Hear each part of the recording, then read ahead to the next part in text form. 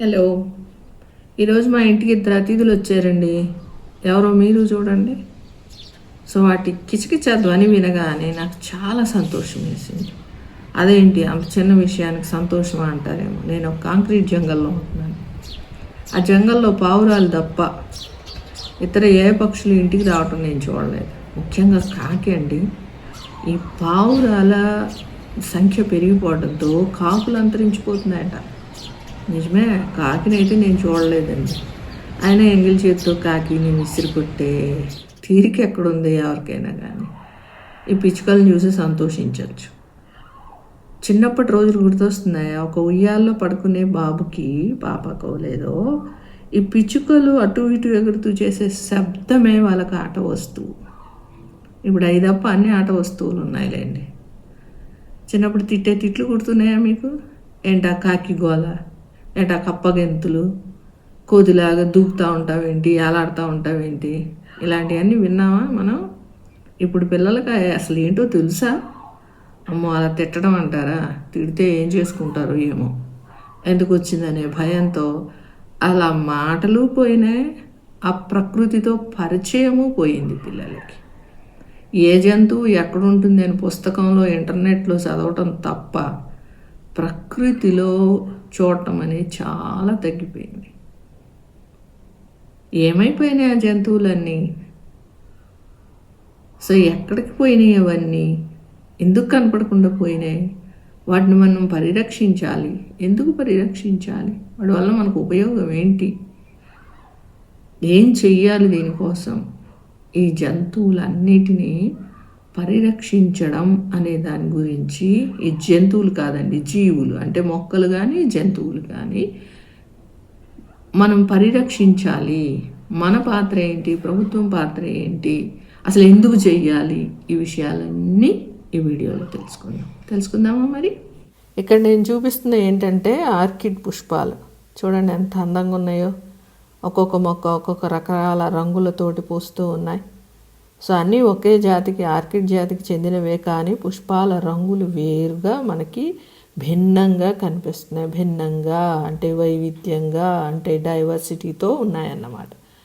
So ఇలా అసలు ప్రకృతిలో ఎన్ని డైవర్సిటీలు ఉన్నాయి, ఎన్ని రకాలు ఉన్నాయి, వాటి గురించి తెలుసుకుందాం పదండి. బయోడైవర్సిటీ అంటే జీవ వైవిధ్యం అనే పదాన్ని మొట్టమొదటిసారిగా ఎడ్వర్డ్ విల్సన్ అనే సోషియోబయాలజిస్ట్ ప్రాచుర్యంలోకి తీసుకొచ్చారు. సో ఈ జైవ వైవిధ్యాలు ఎన్ని రకాలు ఉన్నాయంటే 3 రకాలు చెప్పుకోవచ్చు. ఒకటి జెనెటిక్ బయోడైవర్సిటీ. ఒకసారి చూడండి, ఇక్కడ అన్నీ మందార పూలే, కానీ ఒక రంగులో ఒక జన్యు మార్పు వలన వచ్చిన రంగులు కనిపిస్తున్నాయి కదా. అలాట వరిలో 50,000 రకాలు ఉన్నాయంట. మామిడిలో 1000 రకాలు ఉన్నాయి. ఇవన్నీ జెనెటిక్ బయోడైవర్సిటీ కింద చెప్పుకోవచ్చు. నెక్స్ట్ రెండవది స్పీషీస్ బయోడైవర్సిటీ అంటే జాతుల మధ్య వైవిధ్యాలు ఉన్నాయి. ఇప్పుడు ఇక్కడ చూస్తే మీకు అన్ని పూలు ఒకలానే కనిపిస్తున్నాయి కదా, కానీ జాతులు వేరండోయ్. ఒకటి గుమ్మడి, నేతిబీర, కాకర, పొట్ల, దొండ, సొర. సో ఇవన్నీ పూలు మనకు ఒకలానే కనిపిస్తున్నా ఆ కాయలను బట్టి అవి వేరే వేరే జాతులు అని చెప్పచ్చు. సో జాతుల మధ్య తేడాలు ఉంటాయి. మరట ఉభయజీవ జాతులు తూర్పు కనుమల్లో కంటే పశ్చిమ కనుమల్లో చాలా ఎక్కువగా వేరే వేరే జాతులు ఎక్కువగా కనిపిస్తాయంట. డైవర్సిటీ కనిపిస్తుందట. ఓకే, నెక్స్ట్ డైవర్సిటీ వచ్చేసి ఈకోసిస్టమ్ బయోడైవర్సిటీ. ఈకోసిస్టమ్ అంటే ఏంటి? భూమి ఆవరణంలో జలావరణము, భూమి ఆవరణము, టెరెస్ట్రియల్ అండ్ అక్వాటిక్ ఈకోసిస్టమ్స్ ఉన్నాయి కదా. సో వాటిలో జీవించడానికి అనుకూలనాలను ఏర్పరచుకోవటం వలన ఆ జీవుల్లో వైవిధ్యాలు కనపడుతున్నాయి అన్నమాట. దాన్ని ఈకోసిస్టమ్ బయోడైవర్సిటీ అంటారు.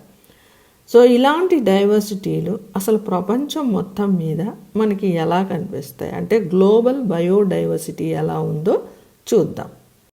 మొత్తం భూగ్రహం మీద ఉన్నటువంటి బయోడైవర్సిటీని అధ్యయనం చేయటం కోసమని IUCN అంటే international union for conservation of nature and natural resources అనేది ఈ జీవ వైవిధ్యం మీద అధ్యయనం చేయడం జరిగింది.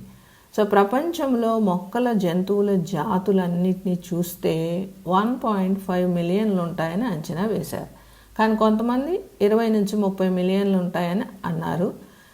కానీ రాబర్ట్ మే అతను శాస్త్రీయంగా లెక్కించి 7 మిలియన్ల జాతులున్నాయి అని చెప్పాడు. వాటిలో 70% కంటే ఎక్కువ జంతువులు ఉన్నాయి, దాదాపు 22% మొక్కల జాతుల రకాలు ఉన్నాయి అన్నారు. సో మిగిలిన 8% ఏమైందో కదా, ఏమైందో చూద్దాం. సో ఇక్కడ నేను పై డయాగ్రాములు చూపిస్తున్నాను చూడండి. ఇందులో అకశేరు కాలంలో చూస్తే ఎక్కువ కీటకాలు ఉన్నాయి, సకశేరు కాలంలో చేపలు ఎక్కువ శాతం ఉన్నాయి. మొక్కలను గమనిస్తే ఫంగస్ ఎక్కువ శాతం ఆక్యుపై చేసి ఉంటుంది. ఈ ఫంగస్లో ఎన్ని జాతులు ఉన్నాయట, మొత్తం చేపలు, ఉభయజీవులు, సరీసృపాలు, క్షీరదాలు మొత్తం కలిపి ఎన్ని జాతులు ఉన్నాయో ఫంగస్లో అన్ని రకాల జాతులు ఉన్నాయట. అంటే అంత వైవిధ్యం ఉన్నాయన్నమాట. సో మరి భారతదేశం పరిస్థితి ఏంటి? ప్రపంచ భౌగోళిక విస్తరణలో భారతదేశం మొత్తం 2.4% మాత్రమే ఉన్న జీవ వైవిధ్యం, బయోడైవర్సిటీ మటుకు 8.1% ఉందట.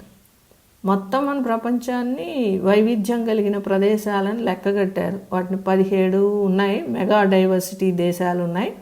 అందులో మన భారతదేశం ఒకటి.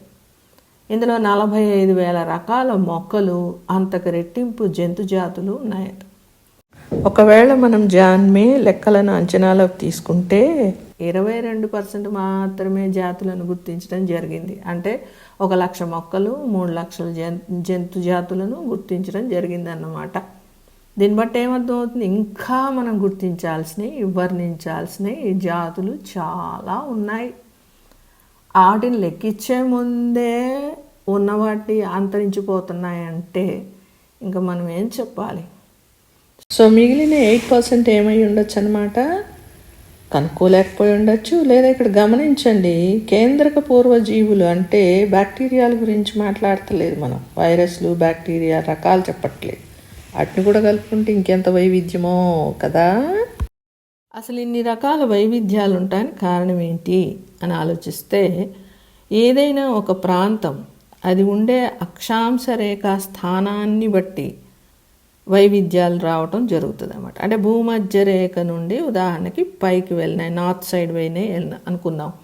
పైకి వెళ్ళిన కొద్దీ జీవ వైవిధ్యాల సంఖ్య తగ్గుతూ వస్తుంది. ఎందుకంటే భూమధ్య రేఖ దగ్గర ఉన్న సూర్యకిరణాలకి పైకి పోయిన కొద్దీ సూర్యుని యొక్క దూరం పెరిగిపోతుందిగా. సో అక్కడ దానివలన వైవిధ్యాలు రావటం జరుగుతుంది అన్నమాట. అలాగే ఒక ప్రాంతంలో క్రిక్కిరిసి ఉండే జాతుల మధ్య మనుగడ కోసం పోరాటం జరుగుతున్నప్పుడు ఆ పోరాటంలో గెలవాలంటే అవి కొన్ని మార్పులు చేసుకుంటాయి. అలా తెచ్చుకోవడాన్ని యోగ్యత మమ్మల సార్థక జీవనం, సర్వైవల్ ఆఫ్ ద ఫిట్టెస్ట్ అని డార్విన్ గారు చెప్పారు కదా. సో అలా కూడా వైవిధ్యాలు వస్తాయి.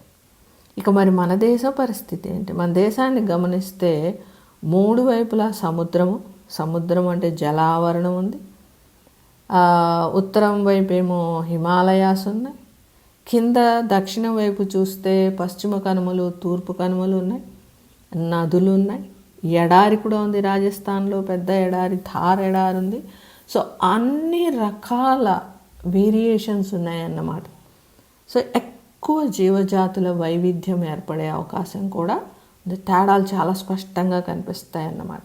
అవి ఉండే ఈకోసిస్టమ్ వేరు కాబట్టి వాటి అనుకూలనాలను ఏర్పరచుకుంటాయి కాబట్టి వైవిధ్యం ఎక్కువ కనిపిస్తుంది అన్నమాట భారతదేశంలో.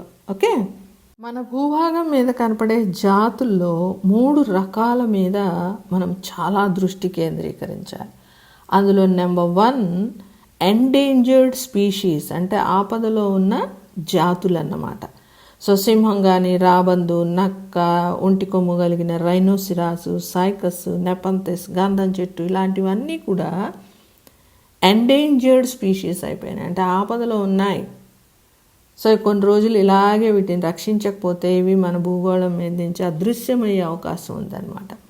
సో WWF అంటే world wild life federation, IUWC అంటే international union for wild life conservation, వీళ్ళు ఏం చేశారంటే ప్రపంచంలో ఉండేటటువంటి ఈ భూభాగం మీద ఉన్నటువంటి జీవజాతుల మీద అధ్యయనం చేసి ఏవి ఎండేంజర్డ్ స్పీషీస్, ఏవి వాటి మీద 9 విభాగాలను ఏర్పరిచారు.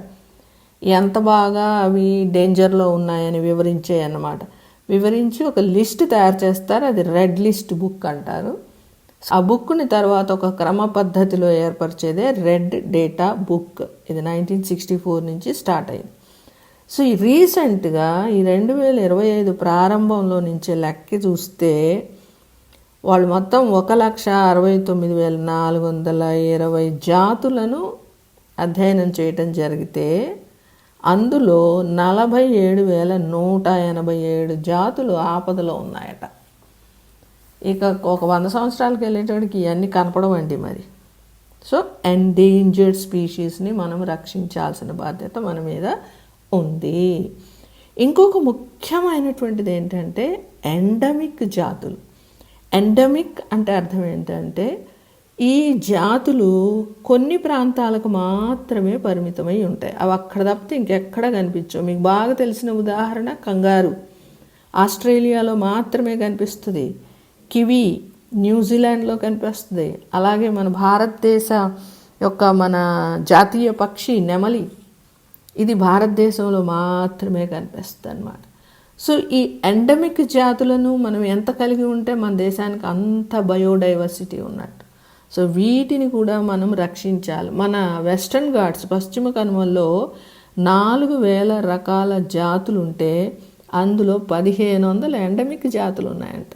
అంటే ఇంకెక్కడా లేవు ఆ పశ్చిమ కనుమల్లో మనకు కనపడే జాతులు ఇంకెక్కడ మొత్తం ప్రపంచంలో భూగోళంలో ఎక్కడా కనిపించవు. అంటే ఎంత స్పెషల్ కదా వెస్టర్న్ ఘాట్స్, పశ్చిమ కనుమలు.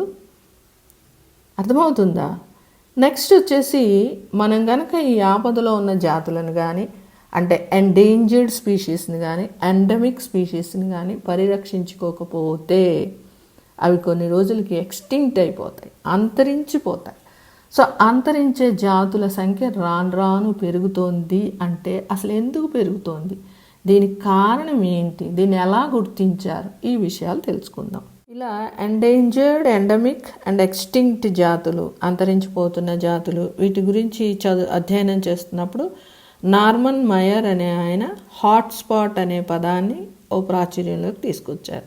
హాట్స్పాట్ అంటే అర్థం ఏంటంటే ఏ ప్రాంతంలో అయితే 1,500కు పైగా వాస్కులర్ మొక్కలు ఎండమిక్ జాతులు ఉంటాయో ఆ జాతులన్నీ కూడా 70% ఎండేంజర్లో ఉన్నాయో, థ్రెటన్ అంటే అవి అన్నీ కూడా నష్టపోతూ ఉన్నాయో ఆ ప్రాంతాన్ని హాట్స్పాట్ అనాలి అన్నారు.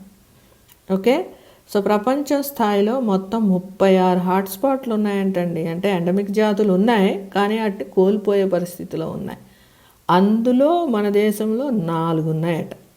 అవి హిమాలయాలు, ఇండో బర్మా ప్రాంతం, వెస్ట్రన్ ఘాట్స్, సన్ల్యాండ్ అంటే అండమాన్ దీవులు. సో అంటే ఏంటి, మన దేశంలో 1,500కు పైగా ఎండమిక్ జాతులు అంటే మన దేశంలోనే ఉండే జాతులు ఉన్నాయి. ఆ జాతులు కూడా 70% సహజ జాతులు నష్టపోతున్నాయి. అర్థమవుతుందా? సో ఈ మొత్తం హాట్స్పాట్లో ప్రథమ స్థానం ఎవరిదో తెలుసా? బ్రెజిల్. సో అమెజాన్ అడవులు ఎక్కువగా ఉండే దేశం అన్నమాట బ్రెజిల్. అది ఫస్ట్ ప్లేస్లో ఉంది హాట్స్పాట్లో. సో ఎందుకు అసలు నష్టపోతున్నాం, ఎందుకు ఇవన్నీ నష్టపోతున్నాయి అనే దాని గురించి చూద్దాం. మొట్టమొదట నివాసం కోల్పోతున్నాయి జీవజాతులు, అందుకు అవి ఎండేంజర్డ్ అయిపోతున్నాయి, నెమ్మదిగా అంతరించిపోతున్నాయి. అలాగే ఉన్న భూభాగాన్ని ముక్కలు చేయటం వలన అవి ఆవాసాలను కోల్పోతున్నాయి. సో ఫర్ ఎగ్జాంపుల్ ఇందాక నేను చెప్పాను బ్రెజిల్ దేశం అనేది హాట్స్పాట్లో ప్రథమ ప్లేస్లో ఉందని చెప్పి. ఎందుకంటే అక్కడ అమెజాన్ అడవులు ఉంటాయి. అమెజాన్ అడవుల్ని lungs of the earth planet అంటారు అన్నమాట. ఇవి మొత్తం భూభాగంలో 14% ఆక్రమించిన ఈ అడవుల్ని సోయా పెంచడానికో లేదా పశుగ్రాసం పెంచడం కోసం ఈ అడవులను నరికేసుకుంటూ పోతే అవి 6%కి వచ్చాయట. అంటే ఎంత అడవులను నరికేస్తే ఎన్ని జీవజాతులు కనపడకుండా పోతాయో చూడండి. అలాగే నెక్స్ట్ది కొత్త జాతులను ప్రవేశపెట్టడం. అంటే అవసరానికి కానివ్వండి లేదా తెలియక కానివ్వండి ఏదన్నా కానివ్వండి, ఒక ప్రాంతంలో ఉన్నటువంటి జాతులను తీసుకొచ్చి వేరే ప్రాంతంలో ప్రవేశపెట్టడం చేయడం వలన కూడా జాతులు నష్టపోతున్నాం. ఎలా అంటారా, ఇప్పుడు ఏ జాతులకు వాటికి మధ్య ఒక ఆహారపు వలయం, ఫుడ్ చైన్, ఫుడ్ వెబ్ ఉంటుంది కదా. సో నువ్వు అప్పుడు తీసుకొచ్చి కొత్త జాతిని ప్రవేశపెట్టావనుకోండి, వీటి సహజ శత్రువులు ఇక్కడ ఉండవుగా. సో వీటి సంఖ్య పెరుగుద్ది. వీటి సంఖ్య పెరిగినప్పుడు ఏమవుతాయి, ఆహారం కోసం పోటీపడి పక్క వాటిని పెరగనీయకుండా చేస్తున్నాయి. అంటే నేటివ్ జాతులు నశించిపోతాయి, ఆ తీసుకొచ్చిన కొత్త జాతులు పెరుగుతున్నాయి అన్నమాట. మనకి మేము చెప్పక్కర్లేదు, మీకు బాగా తెలుసు, పార్థీనియం, గాజర్గడ్డి అంటారు, అలాగే ల్యాంటానా, అలాగే గుర్రపు డెక్కాకు, ఇదైతే తెలుసు చెరువుల్ని ఎంత నాశనం చేస్తుందో. పావురాలు కాకుల్ని రానియకుండా చేస్తున్నాయి. సో కొత్త జాతులను ప్రవేశపెట్టడం వలన ఉన్న జాతులు ప్రమాదంలో పడుతున్నాయి అన్నమాట. నెక్స్ట్ వెరీ వెరీ ఇంపార్టెంట్ ఏంటంటే మనిషి అండి. అవసరం కన్నా ఆశ ఎక్కువ పెరుగుతుంది.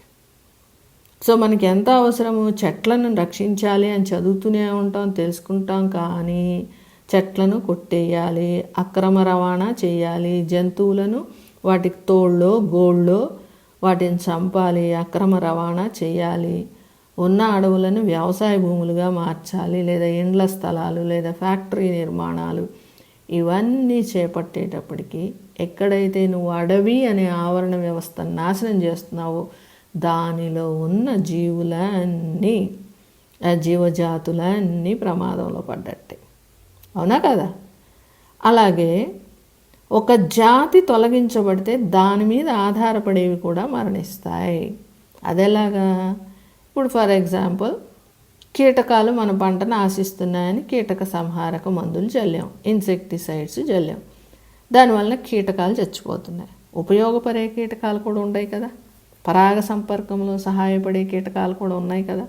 మరి వాటిని చంపేసేస్తే ఇప్పుడు పరాగ సంపర్కం జరగక అవి విత్తనాలను ఉత్పత్తి చేయలేక నెక్స్ట్ తరాన్ని అభివృద్ధి చేయలేక నెమ్మదిగా అవి కూడా ప్రమాద స్థితిలోకి వెళ్ళిపోతాయి అన్నమాట.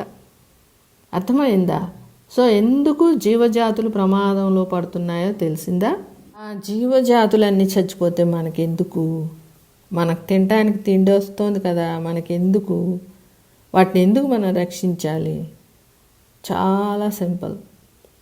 ప్రతి జీవి ప్రకృతిలో ఒకదానికొకటి ముడిపడి పెరుగుతున్నాయి. ఆహారం కోసం ఒకదాని మీద ఒకటి ఆధారపడుతున్నాయి. అంటే ఆహారపు గొలుసులు ఉన్నాయి. ఆ గొలుసులో ఒక్క జాతి చనిపోయింది అంటే గొలుసు మొత్తం పోయినట్టే. ఏమైంది ఆహారపు గొలుసులు పోతే అంటే అసలు మనం కూడా ఆహారపు గొలుసుల్లో ఒక భాగమే. అవన్నీ పోతే తర్వాత మరమనుగడేంటి? అసలు మనము కూడు గుడ్డ నివాసం ఈ మూడు మొక్కల మీదేగా ఆధారపడుతుంది ఎక్కువ శాతం. ఎంతగా తయారు చేసినా వాటికి మొక్కకు సంబంధించిన భాగాలు లేనిదే జరగదుగా. సో అవన్నీ పోయినాయి అనుకోండి, అప్పుడు మన పరిస్థితి ఏంటి? మన మనుగడ ఏంటి? అలాగే నేల, నీరు, వాతావరణానికి మధ్య సమతులనం దెబ్బతిని ఆ carbon cycle, nitrogen cycle, oxygen cycle ఇవన్నీ కనుమరుగే దెబ్బతినిపోతాయి, సమతుల్యత పోతుంది. అలాగే గ్లోబల్ వార్మింగ్ పెరిగిపోతుంది. సో మంచు కొండలు కరగటం, వరదలు, తుఫాన్లు మనకు కనపడుతున్నాయి ఇప్పుడు కదా. సో వరదలు, తుఫాన్లు ఈ జనజీవనాన్ని అతలాకుతలం చేసేస్తుంటాయి.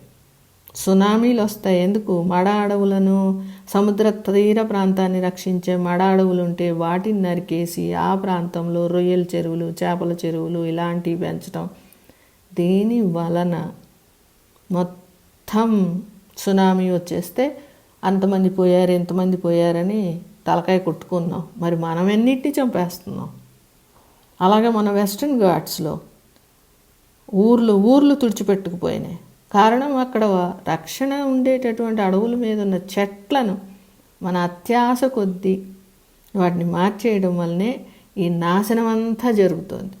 సో మనం బతకాలి, బతుకుని సాగించాలి అంటే మనము తప్పకుండా ఈ జీవులను సంరక్షించాల్సిందే. అవునా కదా? జీవ వైవిధ్య సంరక్షణ ఎలా జరగాలంటే, కన్సర్వేషన్ ఆఫ్ బయోడైవర్సిటీ అనేది ఎలా చేయాలి అంటే 2 రకాలుగా చేస్తారు. ఒకటి ఇన్సిటివ్, రెండు ఎక్సిటివ్. ఇన్సిటివ్ అంటే ఏంటి? ఇన్ అంటే ఆ జీవజాతులు ఎక్కడున్నాయో అక్కడే, అంటే సహజ వాతావరణంలో వాటిని రక్షించాలన్నమాట. వాటి కోసమని నేషనల్ పార్క్స్ అనేవి ఏర్పరిచారు. ఇవి 107 ఉన్నాయి ఇప్పుడు ప్రస్తుతం లెక్క, 2025 లెక్క ప్రకారం చెప్తున్నాను. ఇవన్నీ నెంబర్స్ 107 ఉన్నాయి. మొట్టమొదట ఏర్పడినటువంటి నేషనల్ పార్క్ జిమ్ కార్బెట్ జాతీయ పార్క్. ఇది నైనిటాల్, ఉత్తరాఖండ్లో నైనిటాల్లో ఉందన్నమాట. నెక్స్ట్ దీనికన్నా కొంచెం పెద్ద వైశాల్యంలో ఈ జీవులను రక్షించడం జరుగుతుంది. వాటిని వైల్డ్ లైఫ్ శాంక్చురీస్ అంటారు, అభయారణ్యాలు. ఇవి మొత్తం 573 ఉన్నాయి. ఫర్ ఎగ్జాంపుల్ మనం తెలంగాణలో చూసుకున్నట్లయితే పాకాల సంరక్షణ కేంద్రం వరంగల్లో ఉంది, అలాగే ఆంధ్రాలో కొల్లేరు అన్నమాట. నెక్స్ట్ ఆ అభయారణ్యాల కన్నా పెద్ద వైశాల్యం కలిగినటువంటివి బయోస్పియర్ రిజర్వ్స్ అంటారు. ఇవి మొత్తం 18 ఉన్నాయి. ఈ పార్క్స్ కానీ శాంక్చురీస్ కానీ ఈ రిజర్వ్స్లో కానీ ఎలా సంరక్షించబడాలంటే మానవ కార్యకలాపాలను నిరోధించాలి. అంటే అక్కడ చెట్లు కొట్టడం కానీ జంతువులు వేటాడటం కానీ చేయకూడదు, చేస్తే శిక్షార్హులు. ఈవెన్ పశువులను మేపటానికి కూడా ఆ ప్రాంతాలకు తీసుకెళ్ళకూడదు అన్నమాట. ఓకే, నెక్స్ట్ వచ్చేసి పద్ధతి ఎక్సిటివ్. అంటే అవి సహజ వాతావరణంలో మనుగడ సాగించలేకపోతున్నాయి, అలాంటి వాటిని తప్పకుండా మనం రక్షించాలి యువతలకు తీసుకొచ్చి. ఆ వేరే ప్రదేశంలో వాటిని రక్షణ చేసేదాన్నే ఎక్సిటివ్ అంటారు. అవి జూ, జంతు ప్రదర్శనశాల, అలాగే మొక్కలకి బొటానికల్ గార్డెన్స్, అట్లాగే సీడ్ బ్యాంక్స్ అంటే ఏవైతే అంతరించిపోయే జాతులు ఉన్నాయో వాటి యొక్క విత్తనాలని దాచి ముందు ముందు వాటిని వ్యాప్తి పెంచడానికి ప్రయత్నం చేస్తారన్నమాట. మరొక పద్ధతి క్రయో ప్రిజర్వేషన్. అంటే జంతువుల యొక్క శుక్రకణాలు అండాలను కానీ లేదా మొక్కల యొక్క ఏ కణాలను పిండాలు అభివృద్ధి చెందిన తర్వాత వాటిని తక్కువ ఉష్ణోగ్రత దగ్గర ఎక్కువ కాలం నిల్వ చేసి ఉంచే పద్ధతి అన్నమాట. దాన్ని క్రయో ప్రిజర్వేషన్ అంటారు. సో ఈ పద్ధతుల ద్వారా జీవ వైవిధ్య సంరక్షణ జరుగుతుంది. ఈ సంరక్షణ చేయటం కోసం అని చెప్పి మన ప్రభుత్వం కానీ ఐక్యరాజ్య సమితి కానీ ఏం చేస్తుందో చూద్దాం. సో ఇన్సిటివ్, ఎక్సిటివ్లో జీవ వైవిధ్య సంరక్షణ జరగాలంటే భారతదేశము అటు యునైటెడ్ నేషన్స్ కూడా తమ వంతు పాత్ర పోషిస్తున్నాయి. So wild life protection act 1972, biodiversity act 2002, ఇవి రెండు చట్టాలు కూడా వన్యప్రాణుల సంరక్షణ కోసం తీసుకొచ్చినాయి, మన ప్రభుత్వం తీసుకొచ్చింది. అలాగే 1972లో ఎండేంజర్డ్గా అయిపోతున్న టైగర్ పులులను సంరక్షించేటటువంటి టైగర్ ప్రాజెక్ట్ని ప్రారంభించింది. అయితే ఇక్కడ ఏంటంటే టైగర్ ప్రాజెక్ట్ అంటే ఉట్టి టైగర్లను పెంచడమే కాదు, అది ఎక్కడైతే తిరుగుతున్నాయో అక్కడుండే సహజ వాతావరణాన్ని అంటే మొక్కలను ఇతర జీవజాతులన్నిటినీ రక్షించే బాధ్యత ఈ టైగర్ ప్రాజెక్ట్ తీసుకుంది. అది తీసుకునేది నేషనల్ టైగర్ కన్సర్వేషన్ అథారిటీ అన్నమాట. అలాంటివి 50 పులి సంరక్షణ కేంద్రాలు మన దేశంలో ఉన్నాయి. అలాగే మన దేశము 2012లో ఈ ఇంటర్నేషనల్ బయోడైవర్సిటీ కాన్ఫరెన్స్కి ఆతిథ్యం ఇచ్చిందనమాట. 2012లో ఎక్కడ? హైదరాబాద్లో కదా. సో మరి యునైటెడ్ నేషన్స్ ఏం చేస్తున్నాయి? యునైటెడ్ నేషన్స్ అనేది ఐక్యరాజ్య సమితి సస్టైనబుల్ డెవలప్మెంట్ గోల్స్ అని పెట్టింది. అందులో గోల్ నెంబర్ 15 ఏంటంటే లైఫ్ ఆన్ ల్యాండ్. దీని ప్రకారము 2030కి చాలా వరకు కొన్ని గోల్స్ పెట్టి వాటిని సాధించే ప్రయత్నాన్ని చేస్తుంది. మన దేశం కూడా చాలా వరకు గోల్ని సాధించడానికి ప్రయత్నం చేస్తుంది. అడవుల్ని రక్షించడం అంటే డీఫారెస్ట్ చేసిన దగ్గర రీఫారెస్ట్ చేయడము కదా, ఆ డీఫారెస్ట్ని అరికట్టడము, రీఫారెస్టేషన్ని పెంచడం అంటే తిరిగి అడవులను నాటడము, ఇట్లాంటి పనులన్నీ చేస్తూ కొంచెం ముందుకు బయోడైవర్సిటీని పెంచే ప్రయత్నం మన దేశం కూడా చేస్తుందన్నమాట. అంతేకాదు విదేశాల నుంచి వచ్చే పక్షులకు కూడా మన దగ్గర ప్రొటెక్షన్ ఇవ్వబడుతుందన్నమాట, సంరక్షణ జరుగుతుంది. ఉదాహరణకి సైబీరియా, రష్యా నుండి వచ్చే సైబీరియన్ కొంగలకి మన రాజస్థాన్లోని భరత్పూర్లో సంరక్షణ కేంద్రం ఉందన్నమాట. కెలిడియో నేషనల్ పార్క్, దీని దగ్గర ఈ సైబీరియన్ కొంగలకు రక్షణ ఇవ్వటం జరుగుతుందన్నమాట. అర్థమైందా? ఇప్పుడు దాకా నేను చెప్పింది అర్థమైందా మీకు? రెడ్ బుక్లో రాను రాను లిస్టు పెరిగిపోతుంది. అంటే ఎండేంజర్, ఆపదలో ఉన్న జాతుల సంఖ్య పెరిగిపోతుంది. 2050 నాటికట నష్టాన్ని మనం అంచనా వేయలేమంట. ఇక 100 సంవత్సరాలు పోయేటప్పటికి అసలు ఏమీ ఉండవు ప్రకృతిలో, అన్ని జీవజాతులు నశించిపోతాయి. మనం ఉంటాం కదా అంటున్నారేమో. మనం ఉండి ఏం చేస్తాం? ఏం చేయగలం? ప్రతి చిన్నదానికి మనం మొక్కల మీద, జంతువుల మీద ఆధారపడే ఉన్నాం. అవి లేకుండా మనం లేము. కాబట్టి జీవించాలి, జీవించనివ్వాలి. సో మనతో పాటు అవి కూడా పెరగాలి. వాటికి ప్రకృతిలో హక్కు ఉంది, మన ఒక్కరి సొంతం కాదు. అర్థమైందా? సో మన వంతు ప్రయత్నం మనం చేద్దాం. వీలైనంత వరకు వాటిని పరిరక్షించే ప్రయత్నం, మన పిల్లలకి ఆ ప్రకృతితో పరిచయం పెంచడం చేయాలన్నమాట. ఓకే.